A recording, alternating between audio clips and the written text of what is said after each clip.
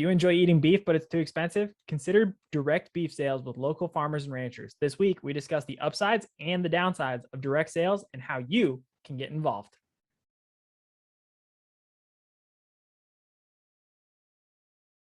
Welcome to Hashknife Hangouts. I'm Calen. With me is my co-host and father, Brandon. If this is your first time visiting the channel and watching one of our videos, like, comment, and subscribe. If you're interested, you can also find us on Facebook, Instagram, and Twitter at the handles below. But for those of you returning, thank you for the continued support. And now, on to today's opening notes, which are, let me make sure I got it. Okay, here we go. If you enjoy eating beef, you may have recently seen how prices have continued to rise over the past, 18, 24 months. Well, you aren't alone. There are countless articles about this subject, and we have also discussed it multiple times, including how those rising prices are hurting beef producers like us. Not just you, but also us. It's a two-way street, trust me. To provide some brief context, we produce cattle for those who have not visited our channel before. The cattle go to feedlots to fatten up, and then they're taken to slaughter plants where they're butchered and distributed across the United States, either in boxed beef or in the packages that you see on the shelf. Meanwhile, there are 4 major packing companies who operate those plants. We've named them before. You can see some of the previous videos, and I'll see if I can add some links in as well.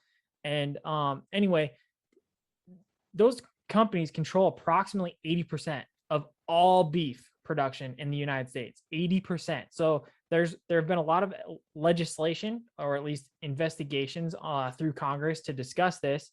And there has been some proposed legislation, but we can get to that later in the conversation.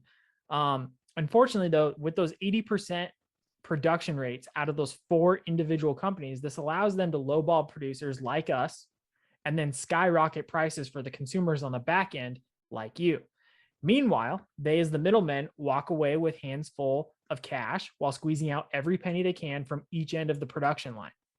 So with that, there is an increasingly popular solution, and it continues to get more and more popular. Trust me, direct beef consumer sales. What is that? It's the direct sale of beef from a farmer or a rancher to you, the consumer. So how does it work?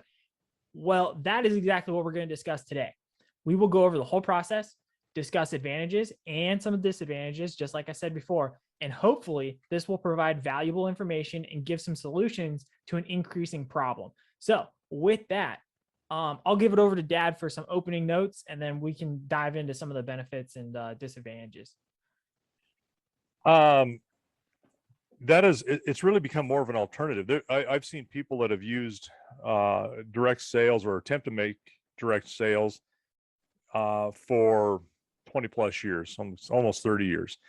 Some of them largely okay, or doing okay enough that it is profitable for them or worth it pursuing or trying to build more clientele.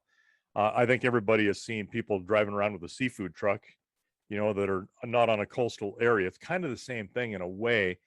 There's a lot of different ways to do this, and this is not by any means, this is how you direct sale beef. It's not. It's one of the ways is by setting up a freezer and a little kiosk on the corner of a busy intersection. I mean, can be as simple as that.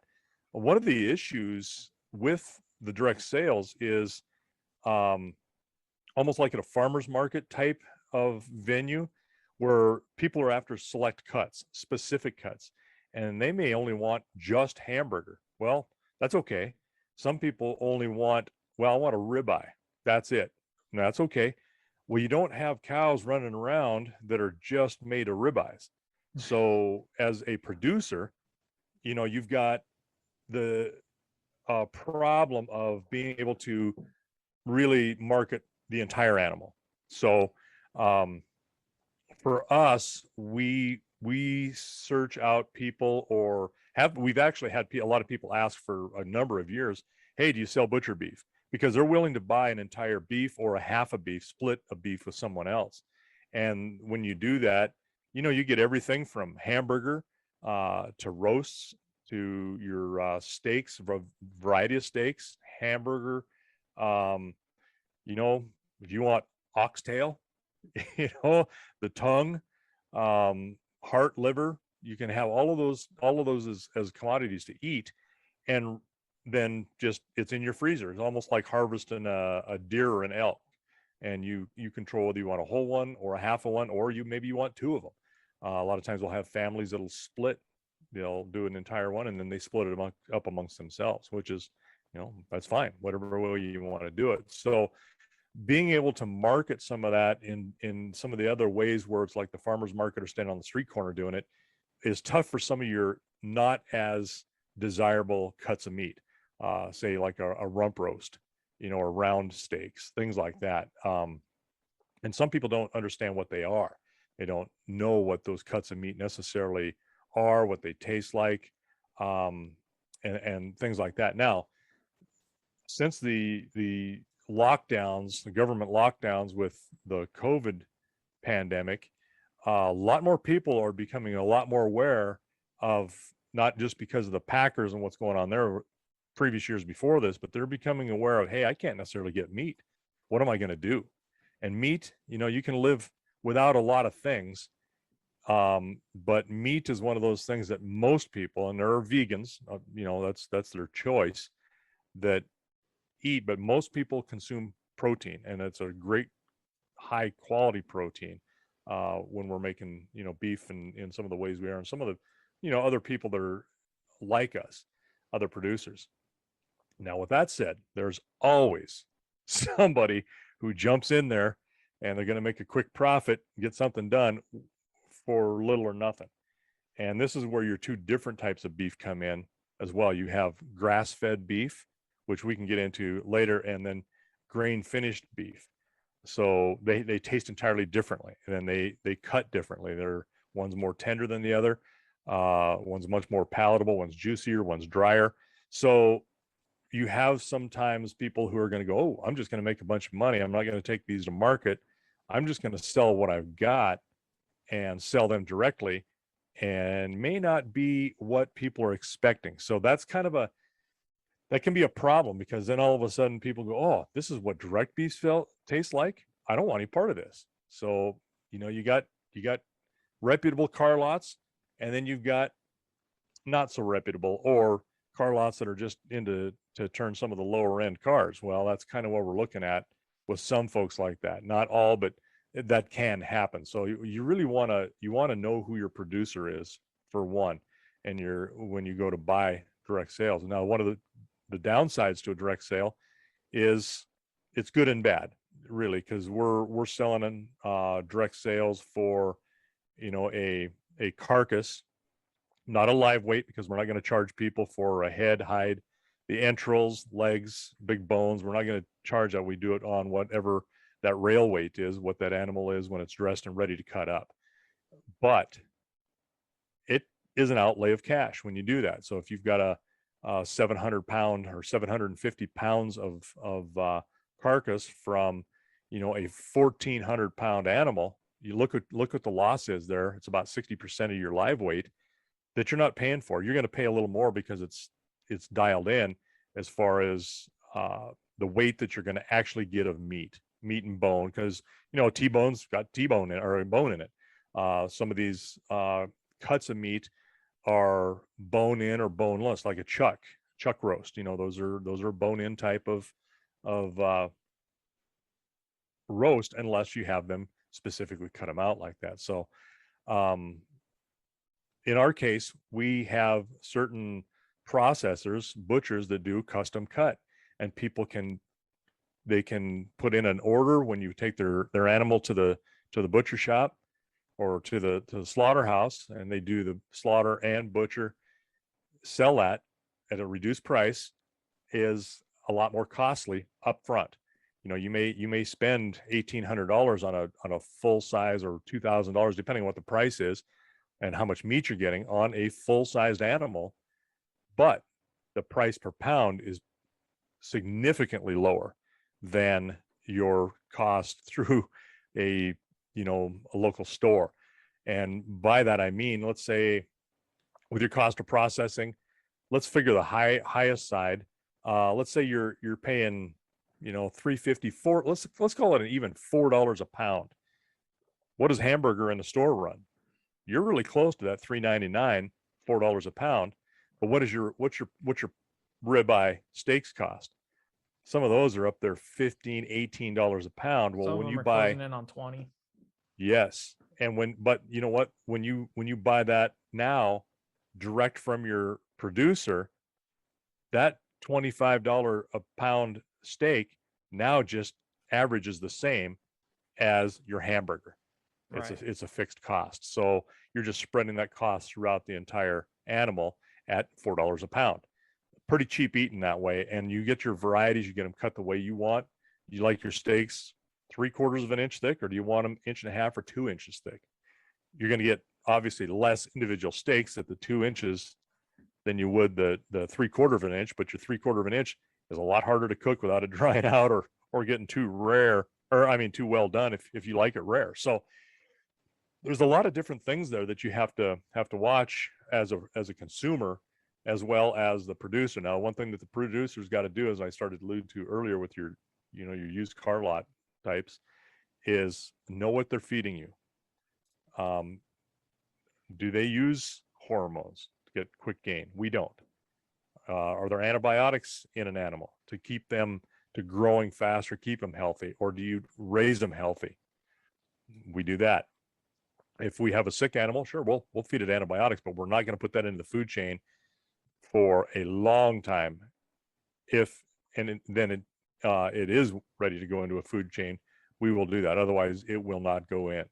Ours are grass fat. We will grain finish. But if someone wants grass fed, which does taste differently because it is way low fat, it's very, very similar to venison.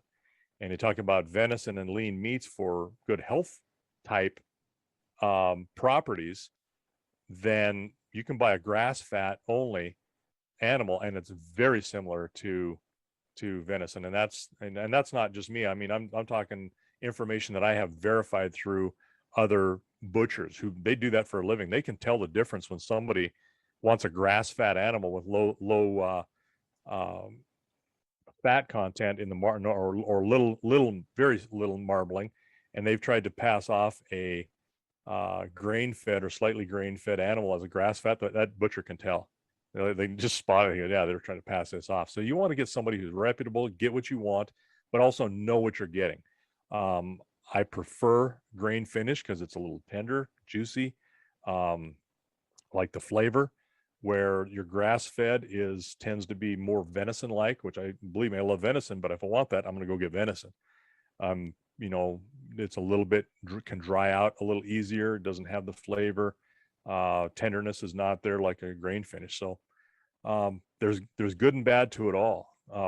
As far as on our end, we tend to not do like the farmer's market type thing because, we don't have storage, and I am not going to have a whole bunch of less desirable steaks. If I did that, you just cube steak it. There's a lot of options there. Some of your less desirable meats in a custom cut.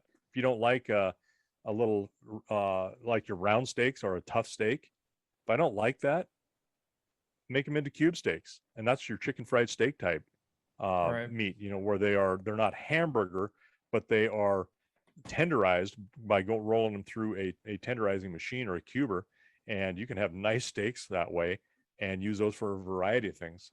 We recently took in some clients' butcher steer along with one of the butcher animals we're doing, and a guy was there, and he goes, "Why don't you want those round steaks for kebabs?" I'm like, "Nope, that's going to go into cube steak and hamburger. If I want a kebab, I want a kebab that's going to be tender and juicy. I'll take a package of our steaks and cut those into kebabs. Those make phenomenal kebabs. And at $4 a pound for someone, that's still a pretty cheap cut of meat for a really nice specialty type dinner." Yeah. Well, you just went over a really good overview of the benefits and the disadvantages. We'll cover more of them, maybe a little more in depth, and some of the things that I picked up from you. But before we do that, I will share with you kind of a guide that you started off with the different cuts. And Oh yeah, good. Can you see that right there? There we go. I can. Yep. Perfect. My computer is being weird for a second. So let's see if I can expand this out. Nope, I can't. All right, cool. That's fine. whatever. The right here it shows the different types of cuts though. So like you were talking about, if people are looking for, maybe some of that ribeye and that more tender meat, this is the general area it's going to come from. If you're looking for those sirloin steaks or the tenderloins, it's going to be kind of more like what hunters are going to consider the back straps, kind of that area. And then your flank steaks and your corned beef and brisket, it's right there up on that front shoulder and that chest. And then round steaks and rump roasts are, like you said, maybe a little less desirable, but you can use it for something else. It's going to be that literally that hind end, that rump roast. So this is just kind of something I wanted to share so people could at least get a quick visualization of where some of this stuff keep is that at. up. You keep that up for a minute too, because and the reason that the rump or round and really some of these are terminologies that are the same. Rump roast, round roast, those are kind of the same area of meats, but the reason that's less desirable on that round area is not that it is bad meat, it's that meat has a little less marbling, it's a little less tender, but still usable in, again, the roasts. That's where I really like to have our when they're butchering, doing the round steak or the round steaks into cube steaks, that whole area, because a cube steak, I don't really necessarily want that fatty because it is a thinner steak that you do things like horrible things with them, like dip them in egg and breadcrumbs or cracker crumbs and fry them. I mean, they're good, but there's also some of that out there on that short loin, that T-bone, and the tenderloin steaks. There's some real misnomer, and I was just talking to our butcher about that. There's a lot of confusion there. People want a T-bone, a full T-bone, but they also want their tenderloins. Well, that small piece of meat underneath the bone on that T-bone, that is your tenderloin. So you can either have that or not. You can't have it both ways. And there's tomahawk steaks, which are nothing more than that rib with it all peeled back. There's some marketing there too, that at the retailer level, particularly, some of your larger or nicer, I should say, eating establishments where they will, take something like that. Now that brisket, things change over time. Brisket is something that my grandfather, my dad's dad, he wouldn't eat. He refused to eat brisket. He said it was trash meat. And it's really all the way you eat or the way you prepare it. Right. And in the North here, it was either a corned beef, which is a process to make corned beef, but nobody, he just really wouldn't eat it. And he still wouldn't eat corned beef. You give him a corned beef brisket, you better run, because he was going to whip your butt. He was not going to eat trash meat. Well, now in the last, even 20 years or so, we've taken some of those Southern recipes, like that slow and low heat cooking or smoking. And my God, brisket is a fine piece of meat now. You couldn't hardly give that stuff away in the stores before. Now it's one of your higher priced pieces of meat, only because of the way it's prepared. So preparing this is a whole nother issue on people's on their part of how to do something. I got a couple stories about how to do that, but this is a really good display here of the larger pieces, and some of those are overlapping. Right.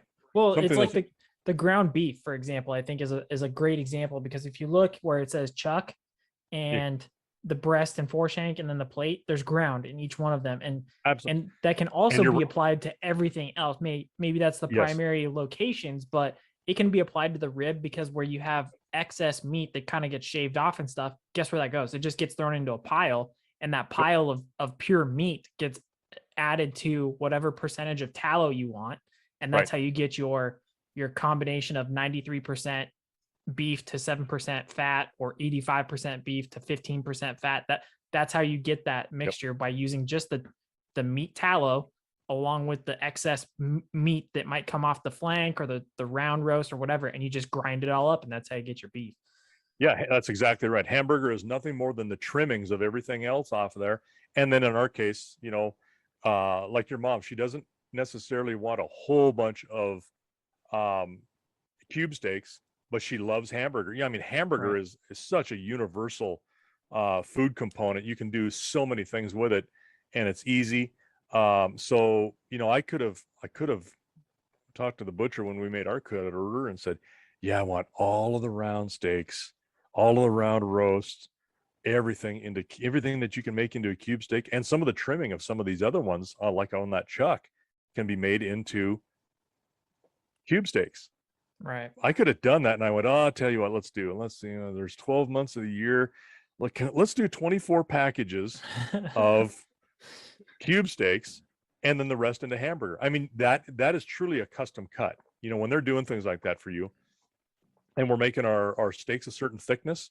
Now, one of the things that's overlooked is that chuck steak, that whole shoulder, that chuck, it's kind of bony because you got the shoulder blade.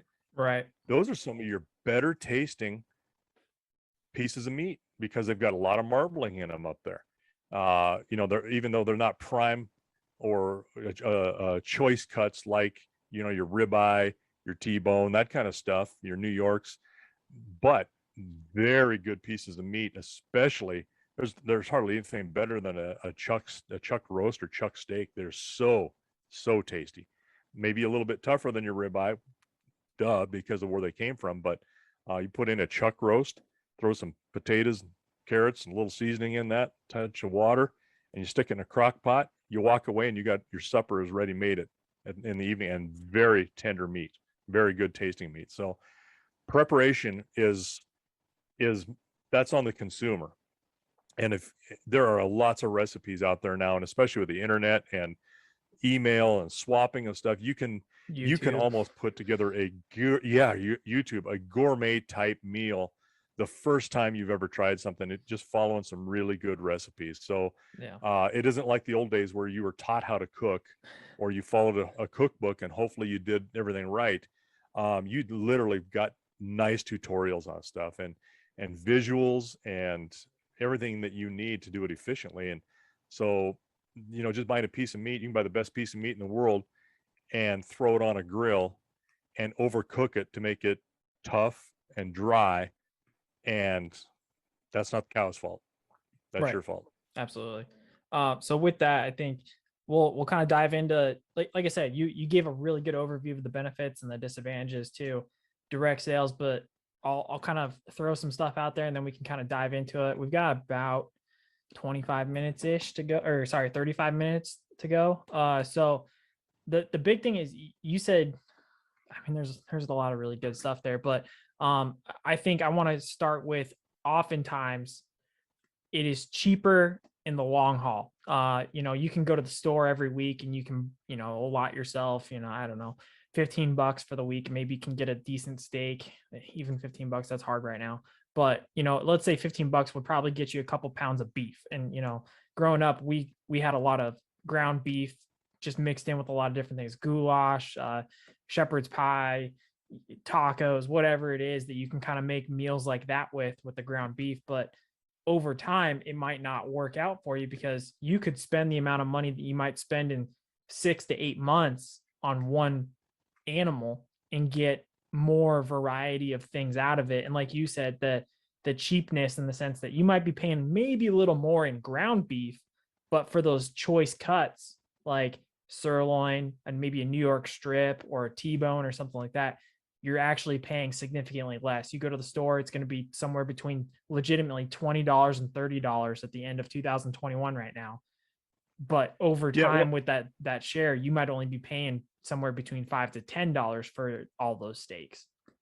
Yeah, and you got to think of it this way too. Anytime you buy from the producer, and especially the way we do it, where we either have a butcher that we suggest, or if you have your own, we'll haul it to your butcher and have them do the slaughter and processing there.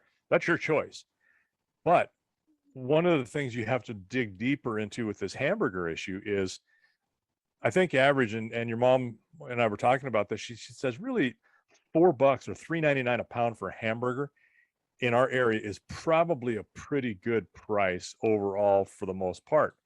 You can get cheaper. Sometimes you get a special on them where they're $2.99 a pound. Okay, that's fine.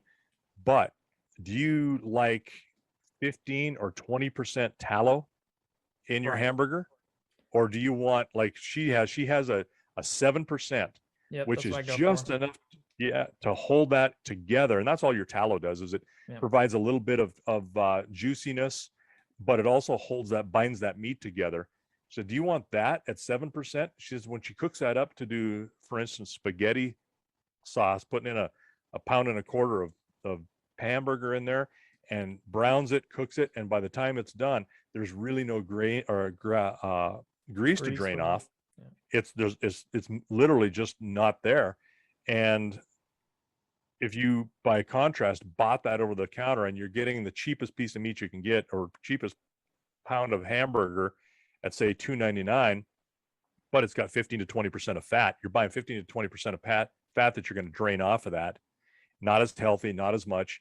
So that customization of your cut is really, really important. And it's really, really something that is overlooked in how much am I getting for my dollar? Well, and you're saying customization too. I mean, I've got some things laid out here. You already talked about steak thickness. So, maybe somebody wants a thinner steak, so they'll get more steaks out of it, but they'll be thinner steaks. Or maybe somebody wants a thicker cut, but they'll have less steaks over time. So you can talk to them that way. You talked about maybe, hey, I want 24 packages of this, then make the rest of that particular location on the animal this. Okay, great. But that also comes with like the relationship that you have with that butcher and whatnot. But the other customization things that you also talked about that I think are important for not necessarily the harvesting of the animal, but also the production of the animal is, okay, do I want hormones or hormone free in my animal? Do I want it grass fed or grain fed? Do I want it grass finished or grain finished? We can talk about that in a second if you want.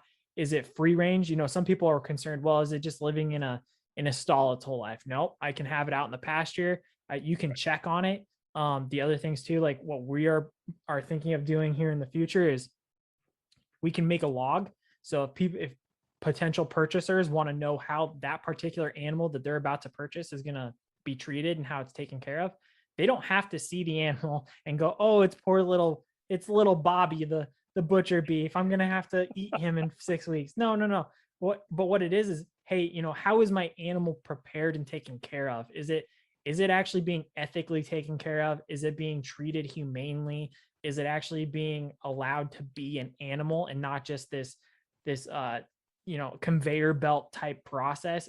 Is it super just I don't know, separated in reality, or is this an actual process where many people say they want to connect back with their food because they've realized over the last century and a half that we're no longer connected to our food.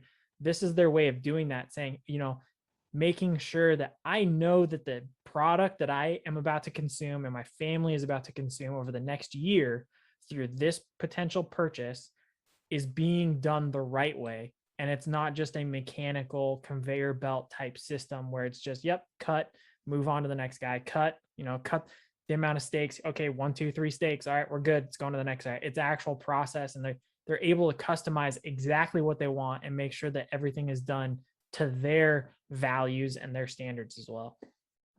Yeah, that's the very good point. My cousin Robin, one of my favorite people in the world, and we were just talking about selling some butcher steers for next year.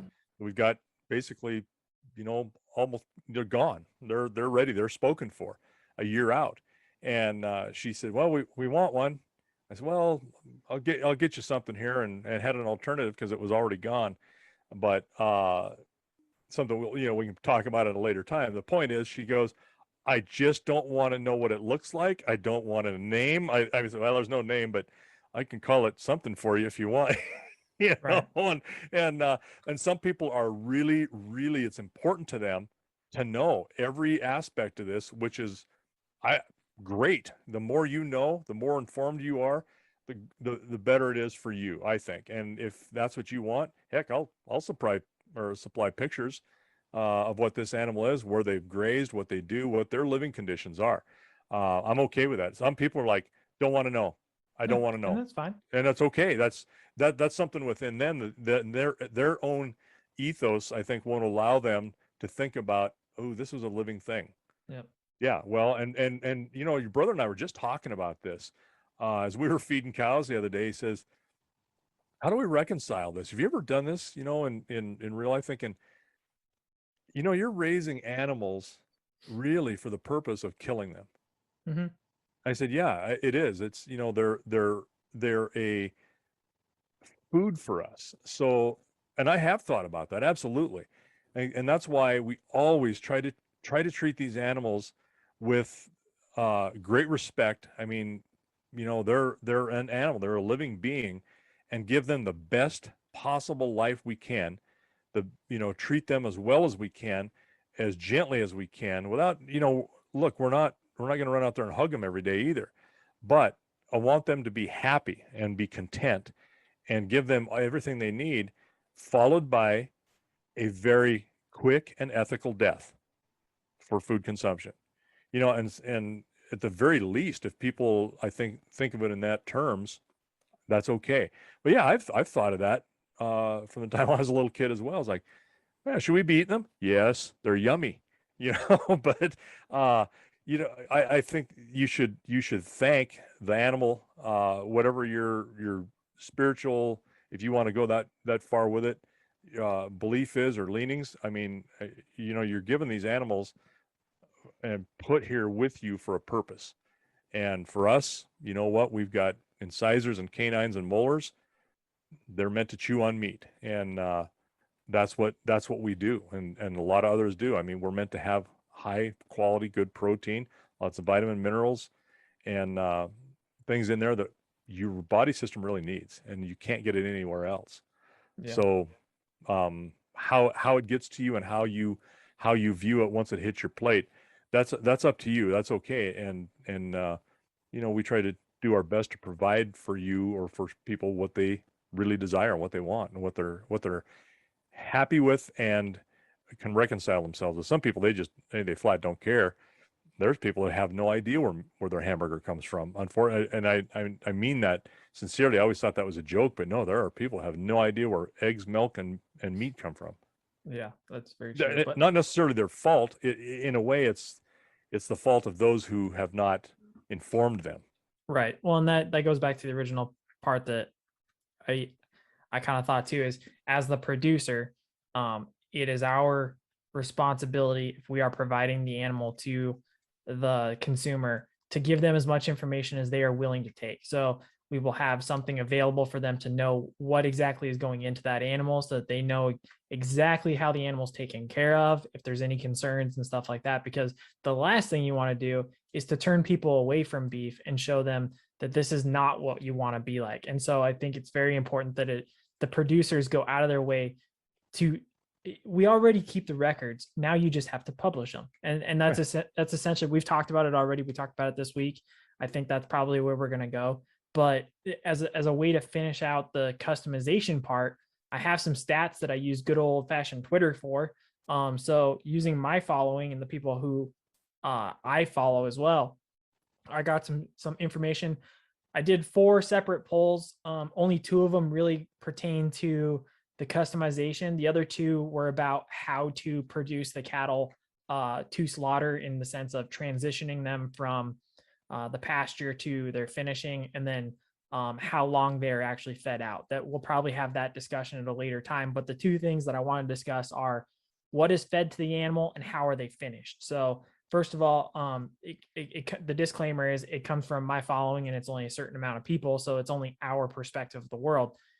It'd be better to, you know, maybe test some stuff out, get some better surveys nationally, but coming out of the United States and probably central and western United States. I looked at some research and they said stuff like, you know, how animals are fed. So if people want to know, well, what is my animal being fed on a daily basis prior to its butchering?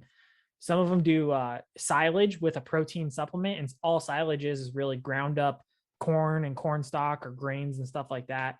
And then there are some other research that I didn't put this on the what is it, the survey, but the survey or poll, yeah.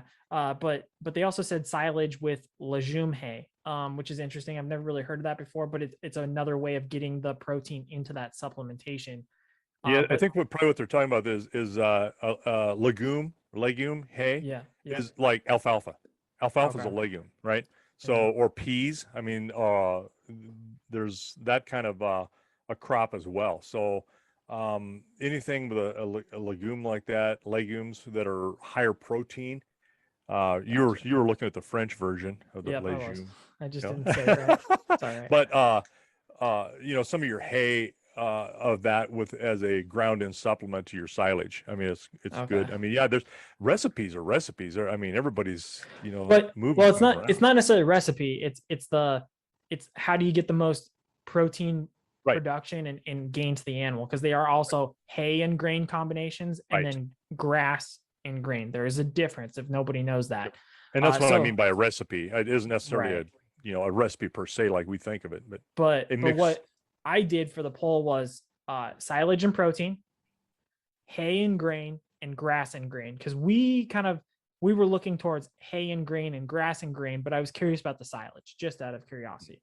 And what I got was about 8% of producers. This is coming from producers because they're probably catering towards those who buy from them, right? Because that's what we're trying to do. We want to cater to our consumer.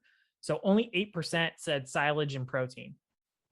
67% or 2/3 of the pollsters they got hay and grain, which is interesting because you're now having to produce the food completely for the animal. And then only 25%, so a quarter of producers said grass and grain. So they're using the pasture and grain management. So it was interesting to see. So, but you can still, as a consumer, say, this is the type of animal I'm looking for. I want to know, grass fed with a grain finish. Okay, great. Find a producer that can do that, and they can say, hey, this is what we do. They will show you how to do it. But then the other part too was, how are these animals finished? And finished means, in the last months, and this is again another conversation we have at another time, where they finished over the course of a month and a half, 3 months, 4 months, even as long as 6 months at some cases. But that again, that's different. That's part of the process. But you can also ask as a consumer, I want a grass only animal. Okay. Or I want a grain only animal, which is they're literally getting grain and fed supplements. Or I want a grass grain hybrid animal, which is probably what we will produce more than likely. Now, of the producers that I polled, only 6.5% said they do only grass. There's reasons for that. Apparently, it's more gamey, so to speak. It's not as good and more flavorful. So then there's also 42%, nearly 43%, 42.7, that said they do only grain.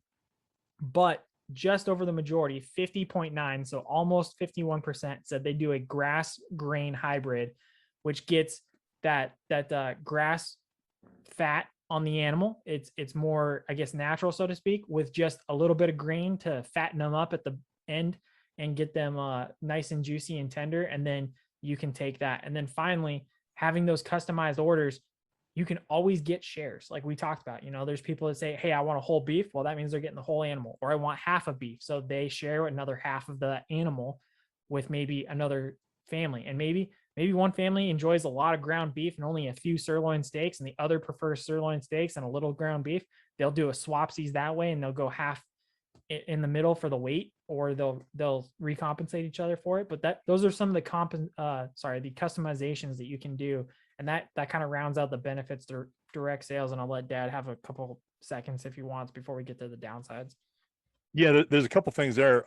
One is I think the percentages of how things are finished, how animals are finished, is a function of probably how you have for assets for your place. Also, Are you yes, more of yeah. a feedlot, right? Or do you have a lot of grain? Do you produce grain where you can feed a lot of corn and you don't need the hay? Or, are you allowing them to go out on grass and you bring them in and you feed them a couple times a day on the grain to finish? There's lots of different ways to do that, or how that's done. Now, the one thing about that, I don't want to give the impression that you would have to buy a animal and split it with someone you know. That doesn't, no, you can actually buy a half a beef. We can sell you half a beef and it would be put in your name, and The other half, I would maybe have somebody you don't even know wants another half of beef processed the same way. You don't even have to know them. You're just getting a half of beef. You don't have to dig up somebody else to do that. We kind of do that for you. It's easier with a whole one because, you know, I can't do a 1.5 beef walking around and you sell you the whole thing. But you know, you're looking for half a beef. I think you're bang for your buck. The more that you buy, the more you save. Definitely. Now, you know, that's part of it. So it isn't that, oh my God, I have to find somebody who's going to buy, you know, 350 or 370 pounds of meat. No, you don't have to do that. That's if you do, you do. That's great. That makes our job easier. But then, and some people do that. They'll say, if I find somebody to buy another half, would you sell me half? Absolutely. You bet. Yeah. If they want to do that work or they know somebody who needs it, you know, and good deal. That's it. But you're not locked into trying to find somebody to buy something that you are not going to consume either. Well, and to kind of route it out too, I had an idea of how, you know, we can kind of template customers and you can have a log. So if you do want to see what the update is on your animal and stuff like that, like we can have your name there.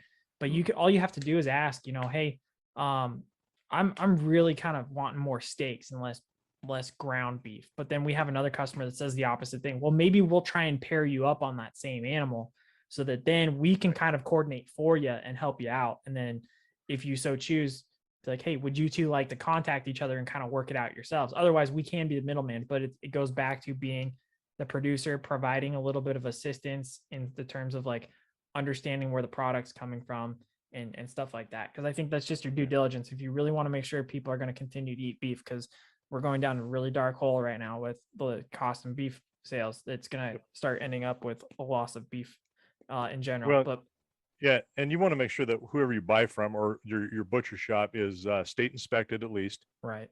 You know, like ours they're state inspected.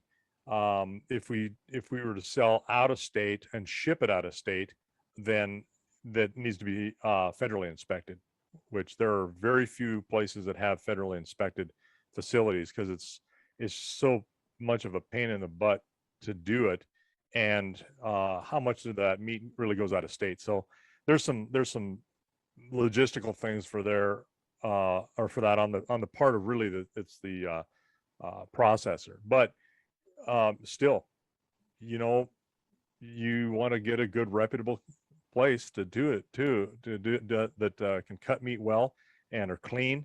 That's the important part. And that's what, you know, we look at. We have some we use. There's some that I wouldn't use, and I don't suggest them. But if you want to go there, you have confidence in them, by all means, that's on you. So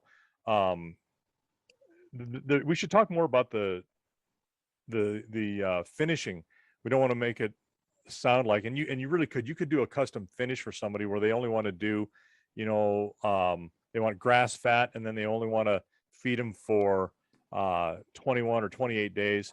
You're not going to get the full turnover of that fat. You're going to have a product that's kind of in between that grass fat taste without having quite as much or nearly as much, I think, that you would want to have of fat that's marbling for tenderness and taste and juiciness. You're gonna have a product that's kind of in between, kind of a hybrid of that. Very few people do that. Very few people do that. So it's usually if they want grass fat, it's for the health purposes, health benefits of low fat meat. If they're wanting them finished, then it's for the purposes of, man, this tastes good and it's tender and I like that. So, you know, you can customize, but boy, it's a little different doing that, and depending on what you feed them. Moving on to downsides though, with the direct beef sales, there's not a lot, but there are some. And so the big one I think you pointed out earlier was you got to be prepared to pay a lump sum up front. You're gonna think, oh my goodness, this is a lot of money, and it probably is. But over the course of the year, if you look at your grocery bill and you compare it to what you're about to do with your beef, you may find out, oh, I'm actually saving money. I'm going to Costco for this $400 trip, but I'm not going to have to return for another 2 months. It's that type of mindset that you're going to probably get. It takes the course of a year to see that, but it does pay out in the long end. And with that, it takes up a lot of freezer space. So make sure you got space, because otherwise, if you can't store that meat, you're doing an injustice to you and the animal for not having the proper storage, and then you end up losing that valuable meat. Yeah, and it used to be, we called them a locker plant. And the meat processor had a big freezer with public space available that you could lock up, and you could store your meat in those. And you could buy a couple of different vaults or different what they're called lockers.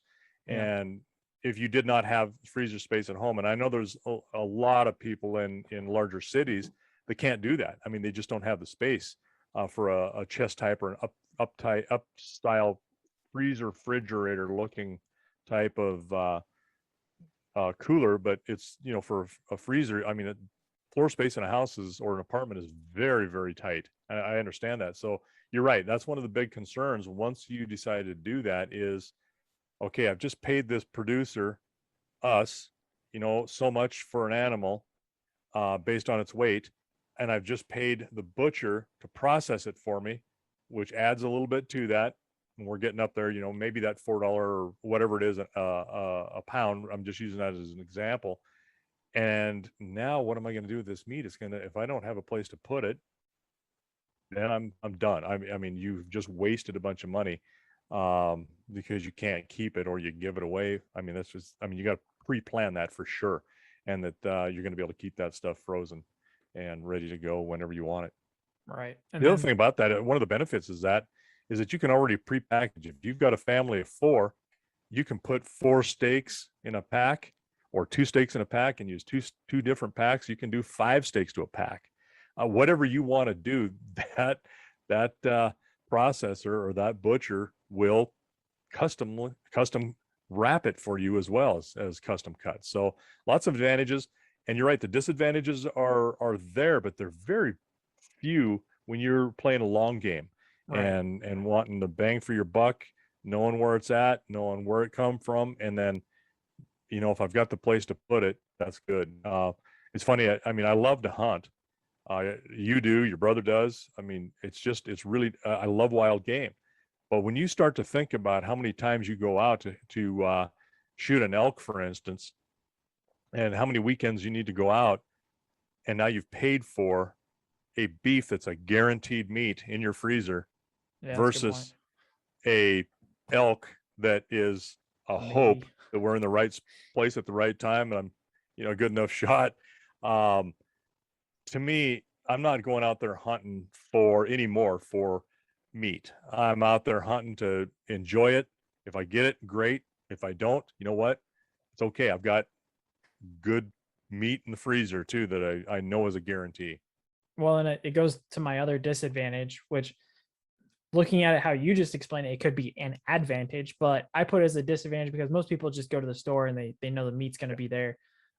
Whereas actually that you could chalk this up to an advantage as well. You're going to get your beef when a pandemic comes in and you don't know if there's going to be meat on the shelves, because that did happen. Right. But I put this as a downside because you do have to put in a little bit of extra effort and energy to coordinate with that producer and that butcher to make sure everything's kind of lined out, because then it goes to the final disadvantage that I did provide is it takes time, up to and sometimes over a year to produce this animal.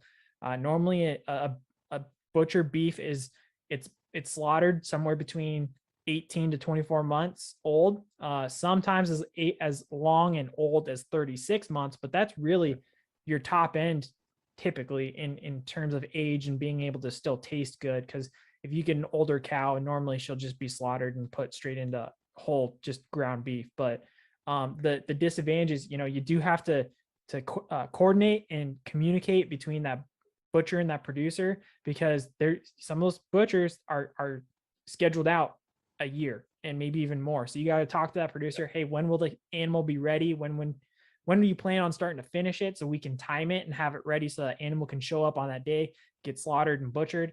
And then, of course, like I said, again, it takes time because you're coordinating that 18 to 24 month period of, okay, the animal has hit the ground. It's now a calf. It's being born.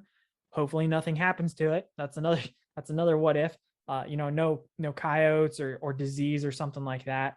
And they make it all the way up to the 18-month mark. They're finishing out and then they go to the producer. So it does take time. If you're just now thinking about doing direct beef sales, coordinate somebody that buy local and start doing that now, because if you don't, you may be behind the curve when you really do want it, because it's not just an instantaneous, I'm going to go to the store and pick it up. It's a process that you got to be involved with over time.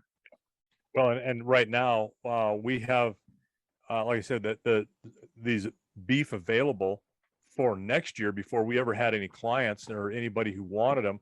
We had to lock in a butcher date. Right. And so we locked the butcher date in, and that's where your bottleneck is. This is going to be your butcher date, and they hang it for 18 to 21 days and then cut it. Well, I have to now back up. If you want a fully grain finished animal, then I have to back that date up to start warming them up, slowly feeding them up to a capacity where they can eat it daily with their hay or grass. And then if you wanted, say, just strictly grass fat, I would just go to the day before we're ready to butcher, bring that animal in off its grass, and it's nice and grass fat, and just take it in. I've got nothing to do with it, but that's the different types. One of them, I'm going to have 60, 90 days preparation to get that animal ready for the butcher. And the other one is a day preparation. I just let them go out and graze and get fat. So still the point is, it's that butcher date that's really your final determination, and where you can get it in. And that's where we could get it in is, they're a year out. That's just the facts. That's how it's rolling. And everybody who is in this business on that processing end, they're all kind of in the same bind right now. They're trying to process animals as fast as they can, because a lot of people have gone to direct sale beef, and you know what? Good.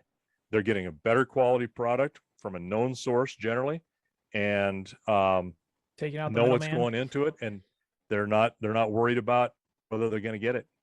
Right. It's when. Yeah. Well, with that takes out all the benefits, the disadvantages. Really looking at it objectively, as much as possible, I really do think direct beef sales are more advantageous than not doing it. But there might be some people who just don't eat a lot of beef, and that is absolutely fine. It makes sense to you for you to go to the store and maybe just get your package every once in a while. But if you are an avid beef consumer, somebody who eats beef on a regular basis, and you do, seriously recommend and consider looking into direct beef sales. Find somebody local. Sometimes if that local person doesn't know, or they don't have anything available, they may know somebody who does, and they can get you in contact with it. I really think as things like Butcher Box, and originally it was like Omaha Meats or Omaha Steaks back in the early 2000s, but it's starting to get bigger and bigger. They are becoming a new market, and really more of a resurgence. It's going back to that buying local type mantra. But if you do that, I think it is far more advantageous to do that than it is to not do it. So I highly recommend going out, contacting someone, getting a hold of that farmer or rancher, seeing what you can do, and maybe making some friends in the process. You never know. Can't have too many friends. Yeah. All right, everybody. Hey, thanks for sticking with us, and hope you learned something. Hope you've got some questions, because we're happy to answer them too. And then we finally will thank you till you're better paid.